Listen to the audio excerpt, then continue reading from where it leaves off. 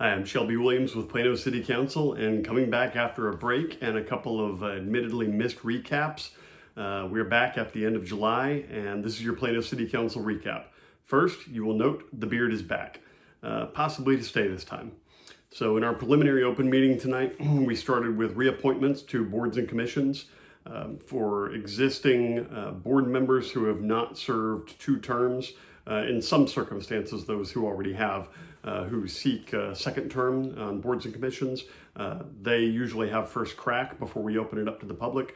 The boards and commission reappointments are now concluded, and so next we will be accepting applications from the public to serve on the vacancies for our boards and commissions. So look on the City of Plano website under boards and commissions if you're interested in serving. We'd love to have you apply.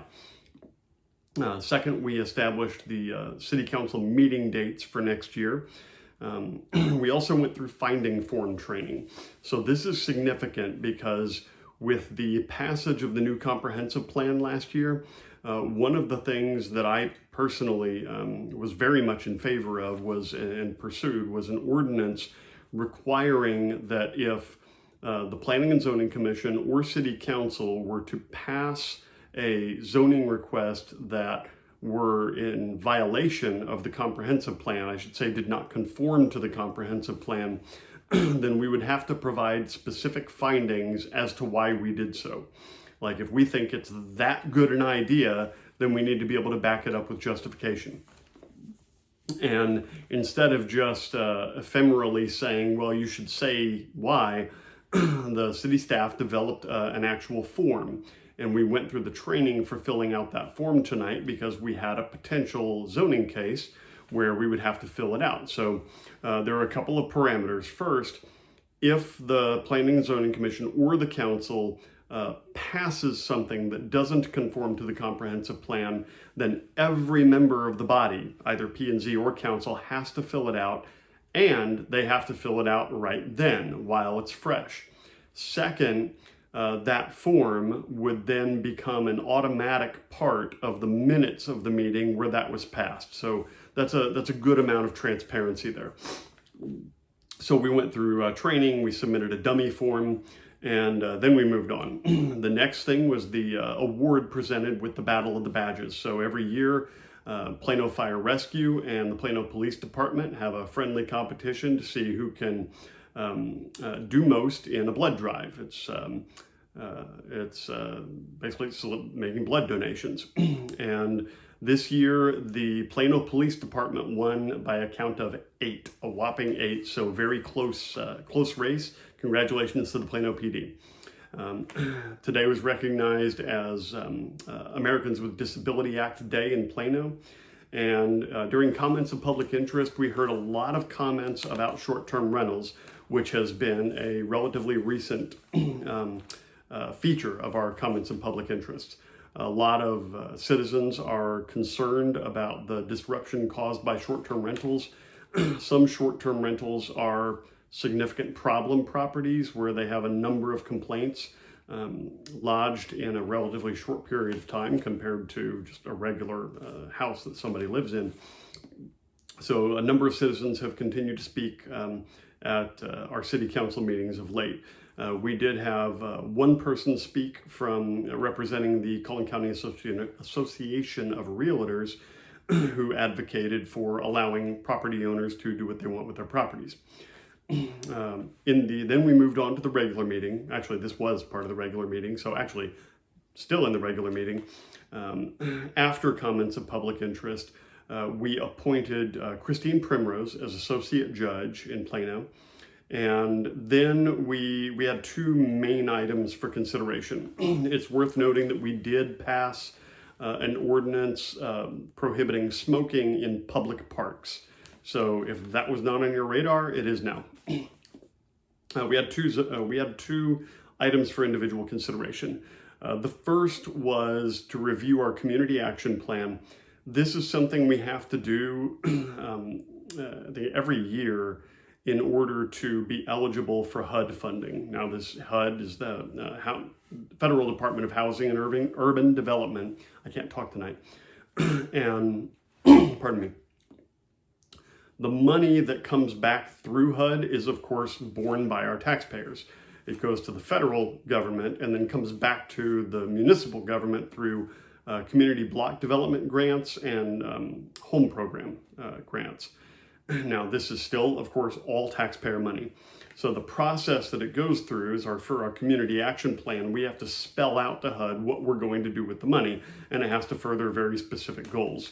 And our Community Relations Commission actually looks at the uses to which we can put them and makes recommendations as to where the money's going to go. Some of the key uses, not an exhaustive list, but the key uses are housing rehabilitation and homelessness prevention. Now, I will say that one of the programs is the first-time homebuyer program.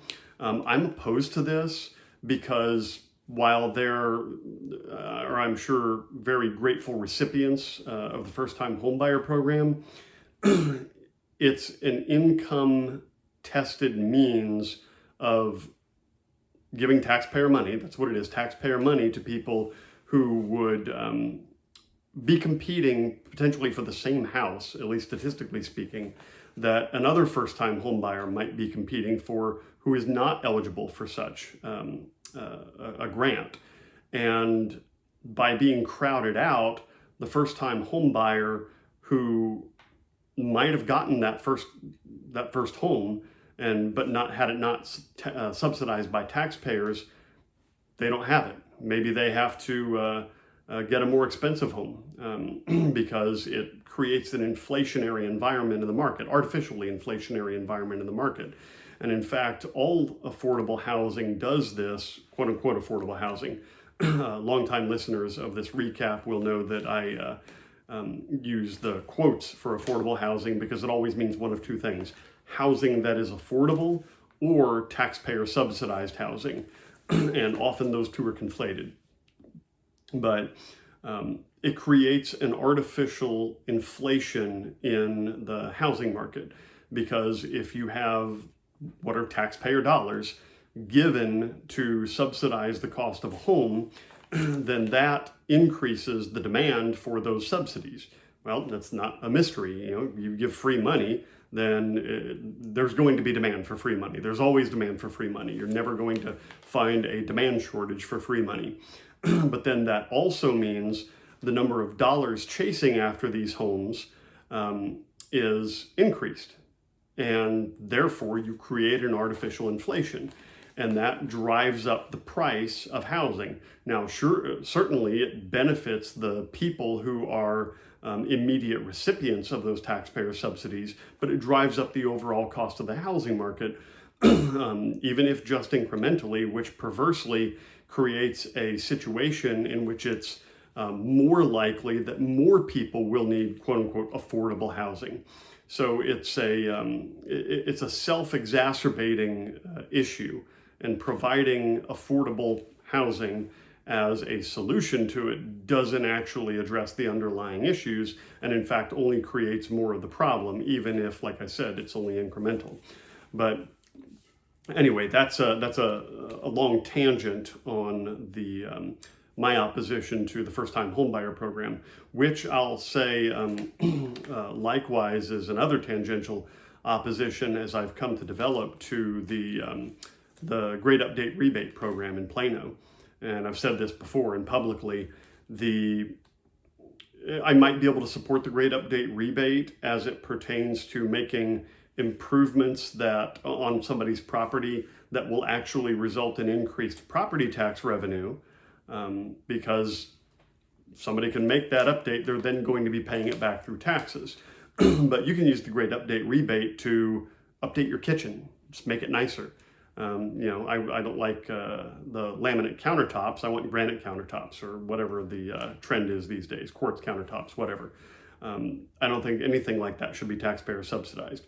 Where I could be in favor of things like that are emergency repairs needed to homes, such as low income or seniors on fixed incomes who have, let's call it terminal issues with their homes, really expensive problems that could be potentially hazardous, such as electricity issues that won't allow AC to run in this heat wave we've had, or heat to run in freezing weather, that sort of thing.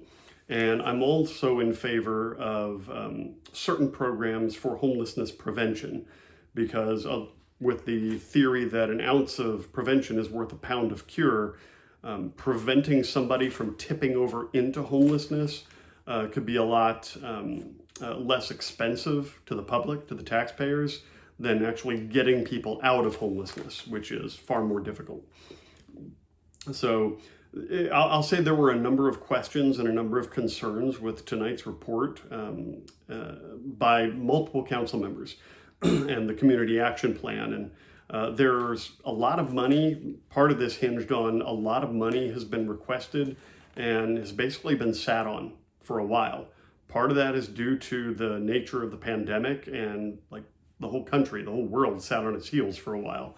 But this ultimately passed under the understanding that we could revisit it, but this was needed in order to make the request for the money from HUD. So expect that to come back and be revisited. The second had to do with the findings. The second was actually an appeal from an applicant who had been denied unanimously, 7-0, by the Planning and Zoning Commission for their request for a specific use permit, an SUP, for taxpayer subsidized, affordable senior living off of the northwest corner of Plano Parkway and the Tollway. So this area, as Councilman Grady noted in the meeting tonight, is designed for commercial use. And likewise, the new comprehensive plan says that very little, if any, housing would be appropriate here. And meaning like up to 2% of this area could be considered housing. That little. But the applicant had intended to build a 200-unit apartment complex subsidized by taxpayer funds for affordable housing and for seniors. Now, I will be the first to say, as I've said before, that there is a decisive need for more senior housing in Plano. That doesn't necessarily mean that it has to be multifamily, and it doesn't necessarily mean it has to be affordable housing. It doesn't have to be taxpayer subsidized. What we need are more housing choices for seniors. Again, that doesn't mean multifamily, because that's not a choice. That's just multifamily. That's one option. And it doesn't have to be taxpayer subsidized. Numerous seniors I've talked to are in the large homes that they raised their family in, and now that they're empty nesters, they want to downsize, but there aren't any good options in Plano because we suffer largely from a housing dichotomy. I've said this many times. And this also did not conform to the comprehensive plan, which is why Planning and Zoning denied it, and staff recommended it for denial. It was disfavored is the terminology, but council tonight also unanimously rejected it. So had we voted to approve it, then we would have had to exercise our newfound findings worksheet skills and fill out that findings sheet right there on the spot after the vote. But we didn't, and so we didn't, and thus the meeting adjourned. I hope to be able to better record these in the future, and I will say that when this airs, which it will be on Tuesday, tomorrow, I'm recording Monday night, so tomorrow it'll air, Tuesday. From your perspective, on Tuesday, tomorrow night, Wednesday night, we have another council meeting, which will be the budget preview. We're going to have a budget presentation tomorrow night to basically give the sneak preview, not really a sneak preview because it's announced publicly, but still a preview of the intended budget for the upcoming 2022-23 fiscal year. Fiscal year starts in October. There will be no vote taken on Wednesday. The actual budget vote is taken the first meeting in September, so we've got more than a month to go. I will spoil the surprise for you and tell you that, as we all expected, we are probably not looking at the no new revenue rate again. It would have been the fourth consecutive year. I would very much like to do that for the fourth consecutive year. We've managed the no new revenue rate, which simply means keeping your property taxes flat. We've managed that for the past 3 years in a row, of which I'm very proud. In this current inflationary environment, costs have gone up on everything, as you are all acutely aware and painfully aware. So we are probably not going to be able to manage that. The budget that has been recommended does not call for the no new revenue rate, but it's not going to result in a significant tax increase, in large part because in part, not in large part, because we're still recommending below this.